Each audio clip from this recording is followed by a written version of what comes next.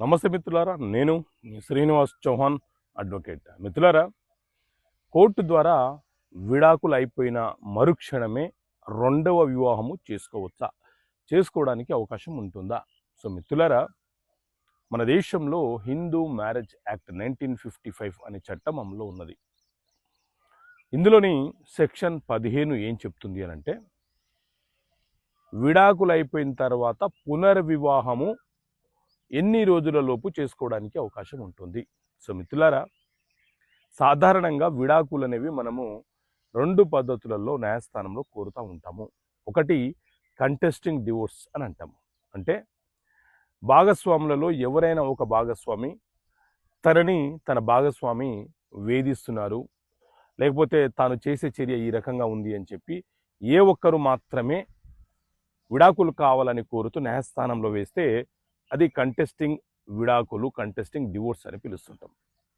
అదే భార్యాభర్తలు ఇద్దరు కూడా ఒక మ్యూచువల్ అండర్స్టాండింగ్కి వచ్చి ఇద్దరము పరస్పర అంగీకారంతో విడాకులు తీసుకోవాలనుకుంటే అది మ్యూచువల్ డివోర్స్ అని పిలుస్తూ ఉంటారు. అయితే మ్యూచువల్గా కాకుండా ఎవరైనా ఒకరు మాత్రమే విడాకులు కావాలని న్యాయస్థానంలో కేసు ఫైల్ చేస్తే న్యాయస్థానము ఎక్స్పార్టీ ఆర్డర్ ఇచ్చినా, లేకపోతే విడాకుల కేసుని ట్రయల్ నిర్వహించి విచారణ జరిపి విడాకులు మంజూరు చేసిన తర్వాత అప్పీల్ చేసుకోవడానికి అవకాశం ఉందా లేదా? అప్పీల్ చేసుకోవడానికి అవకాశం ఉంటే 90 రోజుల సమయం ఉంటుంది.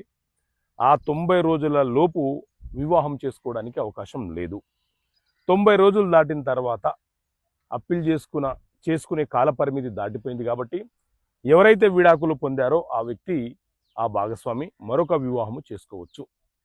ఒకవేళ అప్పీల్ చేసినప్పటికీ అప్పీల్ కొట్టివేస్తే అప్పుడైనా సరే ఎవరైతే విడాకులు కోరుతూ కేసు ఫైల్ చేశారో, ఎవరికైతే విడాకులు వచ్చాయో వారు తిరిగి పునర్వివాహము చేసుకునే వెసులుబాటు ఉంటుంది. అప్పీల్ కాలపరిమితి దాటిపోయినా, అప్పీల్ డిస్మిస్ అయిపోయినా, అప్పీల్ చేసుకోవడానికి అవకాశం లేకపోయినా ఆ భాగస్వామి పునర్వివాహం చేసుకునే వెసులుబాటు అతనికి లేదా ఆమెకు ఉంటుంది. ఓకే మిత్రులారా, థ్యాంక్ యూ. జై హింద్.